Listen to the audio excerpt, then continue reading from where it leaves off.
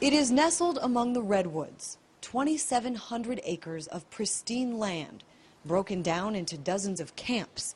And for 2 weeks every July since the 1880s, they've been filled with some of the most wealthy and powerful men in the world. Many of them arrive on their corporate jets at the nearby Sonoma County Airport. Others arrive in fancy cars, which will fill the on-site parking lot.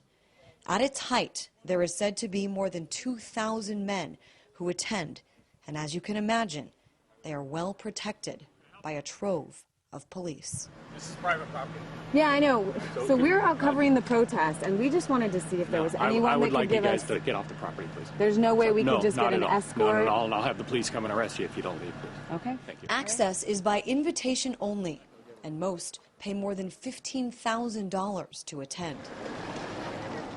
And for more than 35 years, protesters have stood at the entrance gates. Our concern is not what's going on inside of the Grove, but what's happening outside of the Grove with the people that are in here. According to several reports, this is where the idea for the Manhattan Project was conceived back in 1942. It's also where every Republican president since the 60s has spent time before actually becoming the nominee. We know for sure that Richard Nixon and Ronald Reagan sat down and had conversation about who was going to run for president when, and they made a deal. Peter Phillips wrote his dissertation on the Bohemian Club in 1994 and was invited to attend for 4 days.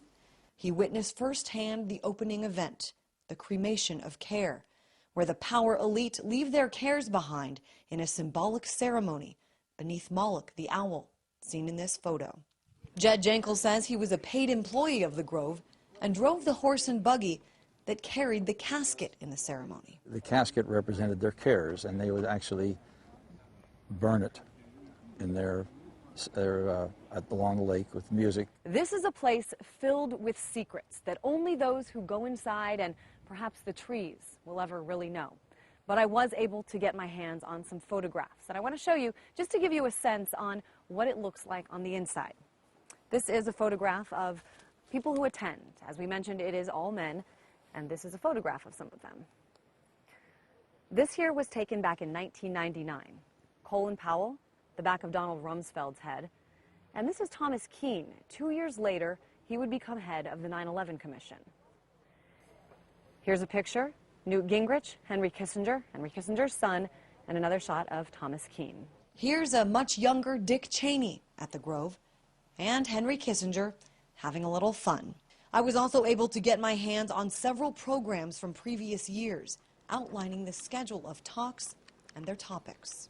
And what we have here on July 22nd, 2008 is the Lakeside Talk given by CFR member and Trilateral Commission member Fred Starr. He gave a talk called Afghanistan, the Unexpected Upside.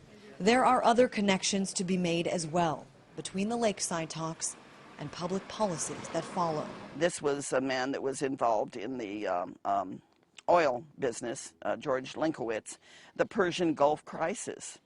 This is 1980. Caspar Weinberger, who was the Secretary of Defense in the Reagan administration on rearming America. And that's easily documented. The arms buildup came in around late 81, 82. There are rumors of extreme drunkenness, of prostitutes, and of homosexual activities by members. But for the most part, it is the secret backroom agreements critics say should be brought to light. That agreement can be, occupying the Middle East, fighting terrorism, encircling China politically and militarily.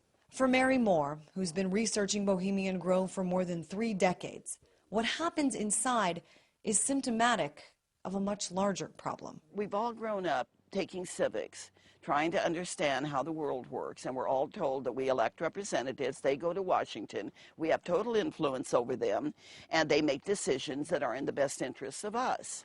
Then we start growing up, and if we pay any kind of attention, we find out that none of that is true. In Monterey, California, Christine Frizzau, RT.